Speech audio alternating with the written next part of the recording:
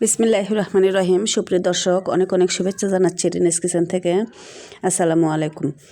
এতক্ষণে নিশ্চয়ই বুঝতে পেরেছেন আমার আজকের রেসিপি সাদা পোলাওয়ের।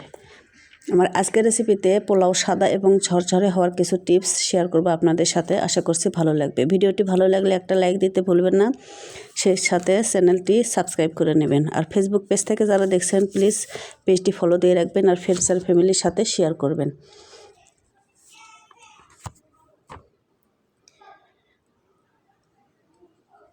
তো আমি চলে যাচ্ছি মূল রেসিপিতে।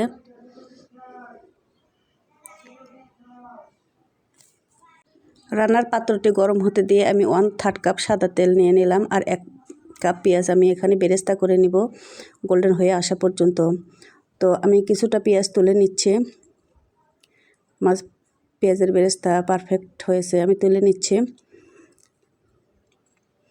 আর সামান্য কিছুটা পাত্রে রেখে দিচ্ছি। এর মধ্যে দিয়ে দিচ্ছি 1 টেবিল চামচ আদা রসুন বাটা, 2টো তেজপাতা, কিছু গোটা মশলা আর 15 থেকে 20টি কিশমিশ সামান্য একটু ভেজে নেব যাতে করে মশলার ফ্লেভারটা বের হয়ে আসার। এ পর্যায়ে স্বাদ মতো লবণ দিয়ে দিচ্ছি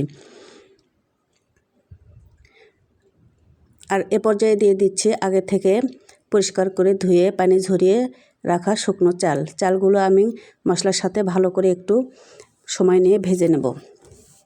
মোটামুটি 4-5 মিনিট ধরে ভাজতে ভাজতে চালগুলো যখন হালকা হয়ে আসবে আর পাত্র এবং খুন্তির সাথে একটা ছনছন আওয়াজ হয়ে আসবে, তখন বুঝতে হবে চালগুলো ভাজা পারফেক্ট হয়েছে আর চালগুলোর কালারটা একটু চেঞ্জ হয়ে আসবে।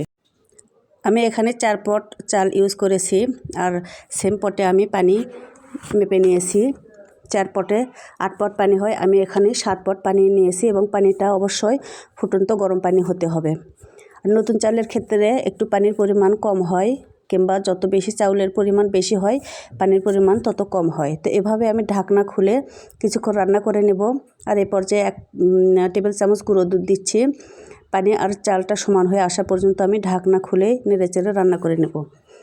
আর এই পর্যায়ে একটু ঢেকে দিয়ে রান্না করে নিচ্ছি মিডিয়াম হিটে। এই পর্যায়ে চুলার হিটটা মিডিয়াম থাকবে আর 3-4টে মতো কাঁচামরিচ দিচ্ছি ভালো একটা ফ্লেভারের জন্য।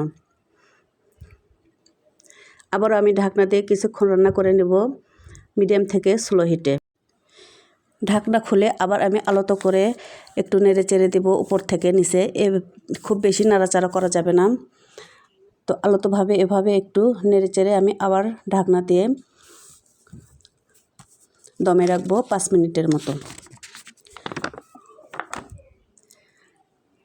ফিরছি 5 মিনিট পর।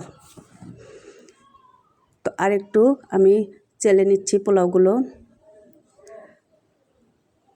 পোলাও রান্নার শেষে 2 চামচ ঘি দিয়ে দিচ্ছি সুন্দর একটা ফ্লেভারের জন্য।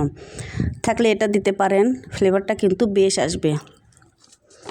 এভাবে করে চতুর্দিকে ঘিটা আমি একটু ছেড়ে ছেড়ে দিচ্ছি, এতে করে সব জায়গাতে ঘির ফ্লেভারটা ঢুকে যাবে আর কি।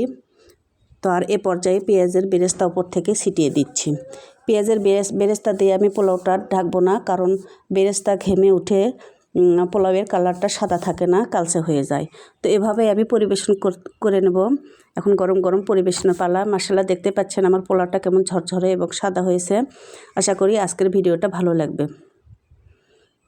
তো এরকম সহজ সহজ ভিডিও পেতে আমার সাথে থাকুন। আল্লাহ হাফেজ।